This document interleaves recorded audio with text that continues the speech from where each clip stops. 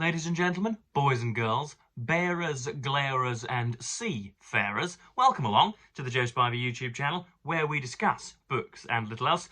And you join me in the year of 23, folks. I have had a very successful birthday over on Wednesday, yeah, did very many great things. It wasn't a boozy one this year because we are in a state of Calvinistic abstinence, and so I'm not looking to fetter my personality with any of those mind-altering substances just at the moment. So no thighs were slapped, no barmen were punched, and no ladders were climbed, and no bonnets were smashed or whatever on my birthday, which isn't usual, but there we are. And so yes, I thought that given how successful a day it was, I may as well give you some of the fruits of that birthday before we get into the bulk of today's main video. Worth pointing out that we went to the small seaside town of Hornsey. Me, my mum, my maternal grandparents, Margaret and John. Hello if you're watching somehow, if you've had fibre optic broadband installed into your home without my knowledge, hello. And we went with the sole intention of going to a particularly magnificent fish and chip shop for some fried goods, and for some reason we ended up walking around the coast for rather longer than we expected. We ended up going into the pub. I had a beautiful soft drink, and they all had halves of lager or wine or whatever, and then we eventually got down to the fish and chip shop and found, because it was 2:30 in the afternoon, that they had closed before reopening for their evening session. And so the very reason we were at something of a dreary town was taken out of our periphery, and so we were a little peeved. But apart from that, all was double thumbs up. Well, but I do have 2 cards, 1 present, and decorations to show you as per usual. The fixtures and fittings of a birthday, as I'm sure you'll agree. So we have, first of all, 2 cards from people who know me very well. The first is from Mother. This is "Time for a right old knees up, happy birthday," and this has 3 EastEnders characters on there. Obviously, they are they have been what have they been? They have been satirised by cartoonists. You have Cat Butcher there. I believe her name is Cat Butcher. She doesn't feature heavily in them anymore, but her name is Cat, and she was once married to a man by the name of Alfie Moon, and she is not particularly prominent for her pints of lager, but she is prominent for her meretricious leopard skin outer gear. Then you have Ian Beale, who in real life has lost an awful lot more weight, or has lost an awful lot of weight compared to his depiction here. He runs a local delicatessen and fishery called Beale's Eels. And then you have Phil Mitchell, who is the hard nut of Albert Square. Indeed, if ever you want somebody duffing up, or if somebody indeed has been duffed up, then you can very much put the blame in Phil Mitchell's corner. He is the stereotypical bald man who quite possibly welcomed in our exit from the European Union, doesn't like the brown people on the street corners, and would quite like to spend his day with nothing but a bulldog and a pizza, if at all possible. So that's those are the three of the main characters from EastEnders, mine and Mother's favourite BBC sitcom. And then we also have, I think this was from Aunt Jane, wasn't it? Yes, it was. From my mother's sister, we have a similarly styled birthday card, which is in the style of the 70s, 80s, 90s even popular UK sitcom, hegemonic UK sitcom, Only Fools and Horses. And there's Del Boy saying, "You dozy old twonk."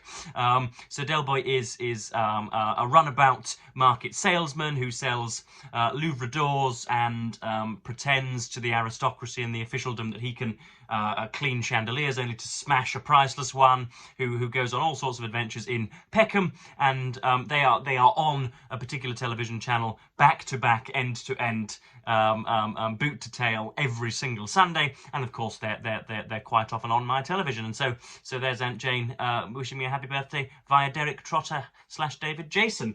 And then we also have 2 balloons, folks. Now please do not make any memorial references in the comments, because that could not be further from my mind. But we do have 2 balloons. I created a blue sky post about this. I walked into the living room immediately upon waking on Wednesday and found, as I say, 15 balloons, and I thought before what I called stank materialism began to set in, I thought I would have a little squeeze and a little play.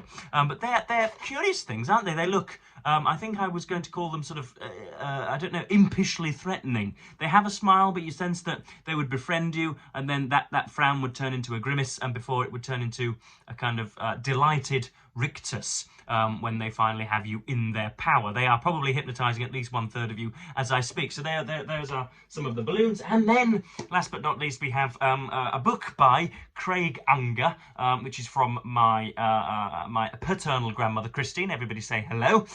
This is called Den of Spies, which is about Reagan and Carter. And apparently, I didn't know anything about this whatsoever, but Reagan and the Republican Party's attempt to detain American nationals who were held hostage in Iran, to detain those hostages so that Jimmy Carter wouldn't be given the pleasure of heroically bringing them back to America, and therefore would have secured the election victory. So that's what I understand to be the basic outline, something I've not heard of about whatsoever. But that's a book by Craig Unger, which came out in December of 2024. Oh, sorry, October of 2024, and therefore the kind, way-faced Bostonian / book critic Steve Donoghue is allowing me to write a review of this for Open Letters Review, which will hopefully appear soon when the book is read and when the review is written. So that's Den of Spies, and that just about covers all of my Christmas gifts. Now, if I am somewhat off this morning, I don't think I am, but you know, the interpretation is all yours. If I am slightly off, that's because I am conducting an experiment for my YouTube channel, which will become only too clear in maybe 5, 6, 7 days' time. I'm constructing little videos on the side, and the subject matter of those videos will become clear soon. But for now, I'm going to keep it under wraps, just to stimulate you all. So we do, believe it or not, have a book to review today, and this is the second half of Amos and Son by Neil Powell. And this is particularly extraordinary. I've really, really enjoyed the second part of this. I don't like the fact that Kingsley dominates it. I think this book is 360 pages, and 270 of them were dedicated entirely to Kingsley Amis, with no reference at all to Martin. So Martin experiences a very brief lashing in this book. Mr. Powell does not like a great deal of Martin Amis's fiction. He, like myself, recognises the delicate phrasing of some of Martin's books, and the obvious adoration for words, and the spoken phrase, and for the what should we say, the stringency of the English language, the sanctity of the English language. But like me, cannot possibly admit that Martin Amis was a strong storyteller, because he was not. He really could not hold a narrative, and quite often was doing whatever he liked whenever he got behind his desk. But yeah, you have the strange lives between the two. So you have Kingsley Amis, who was ailing when Martin came properly into the business, aged between 20 and 30, and Kingsley divorces Hilly, Martin's mother, and marries Elizabeth Jane Howard, a famous novelist in her own right, who is seen of as responsible for Martin's newfound edification. She puts Pride and Prejudice in his hands. But Kingsley divorces her as well, leaves her, and bizarrely, Hilly, the former wife, and her new husband / partner, Ali, move in to Kingsley's house, and she tends to him until the day he dies, which is extraordinary, womanhood. I'm sure you'll agree. Nobody but a very, very devoted wife, or a former ex-wife rather, could act in a similar way. But then you have, as I say, the rest of this book focuses on Amis's writing and his cultural prominence and the persona which he came to adopt. So you have, all sorts of tired references to him being the Mick Jagger of the literary scene, and him being the bell of the ball and all of this, which is nice to hear. But once you've read it 17 times, you've read it once. But Powell does not give Amos a gentle, clean ride in this. It is vituperative, if you'll pardon the phrase, and it is very, very, very harsh on Amos's writing, which is a relief, because he invites and incites and excites an idolatry from many of his followers, which thankfully I have not continued in my comments on Amos's work. So and you also have very, very early on in this second half, you have a really what I think is the most cutting section, where it is quite possible that had Martin not borne the surname Amos, had he not sported the surname Amos,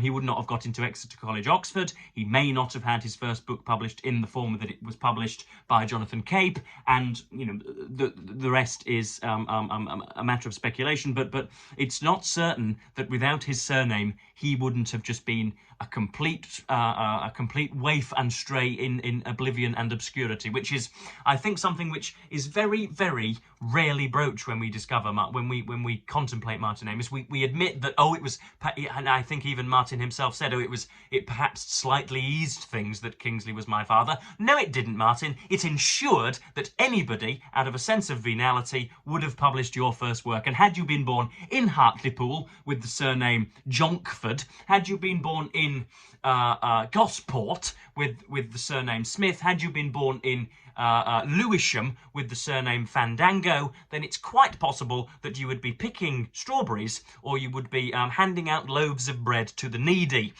Such is the paucity of some of the quality of his novels. But that's just downright class envy and a hatred of the nepotic ways of modern literature on my part. But yeah, he reviews all of the novels, and rarely, besides Mr. Bradford, whose biography of Martin Amos I read last year, rarely has Amos had a more dutiful and more sincere critic of his work. So yes, that's all very, very good. So I've got 4 sections that I want to read out, and then we'll have a look at analysing some more things, shall we? So first up, we're talking about Amos's upbringing and his very, very soft upbringing. I think we'll all agree. And then we're going to be talking about Martin's early childhood. In other respects, it wasn't normal. Writing is a contrarian's trade, and most writers begin by seeking to irritate, affront, or simply assert their difference from their parents. Kingsley, reacting against his own father's timid and conventional mediocrity, is a perfect example. Composers and painters, where one generation hands on specialised skills to the next, are quite likely to appear in family clusters, but where words are our common property, so father and son literary firms are extremely rare. And they are, aren't they? A few of you were kind enough to offer some literary dynasties of your own in the comment section of the last video, but I couldn't name any when I racked the brain on the first occasion. So that's talking about again, Kingsley handing down the talent and indeed the what should we call it, the kind of linguistic promiscuity which can only come from a future writer, but apart from that, I don't think much was inherited. Next up, we have Amos's moving from being a common hedonistic wastrel to an Oxford star. And we have an example of some of what I've written in the comments is Amos's years yellowing on the sidelines before indeed it was time for him to be a big boy and to write novels. But the truancy went on, Powell writes. What I liked was bunking off school and hanging out with my friend Rob and betting in betting shops, not the horses, the dogs, and mincing up and down the King's Road in skin-tight velves and grimy silk scarfs, and haunting a coffee bar called the Picasso and smoking hash, then £8 an ounce, and trying to pick up girls. Rob was Rob Henderson, an amiable and companionable Westminster School dropout, a perfect friend and reliably bad influence. The crammers really didn't stand a chance, given the competition. Weeks and months passed in a haze of narcissistic indecision, while Martin and Rob wondered whether or not they'd go to the Picasso. Kingsley, who had made an art out of not noticing, continued not to notice. Jane, particularly after Philip's departure, knew she had to tread carefully. That's Elizabeth Jane Howard.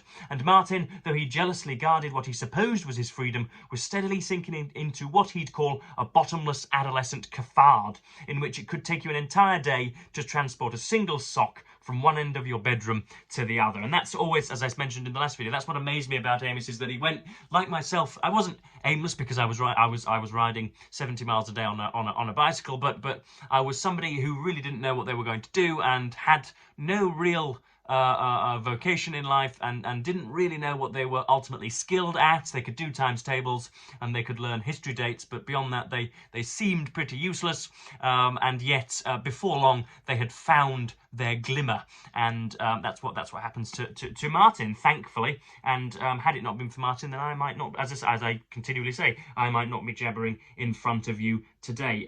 This is I've written in the margin there that this is quite a sturdy rebuttal of a shitty book, but I don't think I'm going to read that section out because it is probably too harsh. What else have I highlighted? Oh yes, this is talking about Margaret Thatcher's advent, or the advent of Margaret Thatcher as Prime Minister, and the different reactions of Kingsley and Martin. Of course, Kingsley was a tetchy left-wing agitator in his youth, but then, as per usual, as he gained property and assets and other assets and a literary reputation, and as he became the natural bona fide curmudgeon that usually occurs when men go beyond 50, he grew to love Margaret Thatcher, and of course Martin Amis had different views entirely. But this is not so much a comment on either of their works, but a comment on liberal England's treatment of Margaret Thatcher and her appeal to the everyman in the street, the person whose interests she cares nothing about, but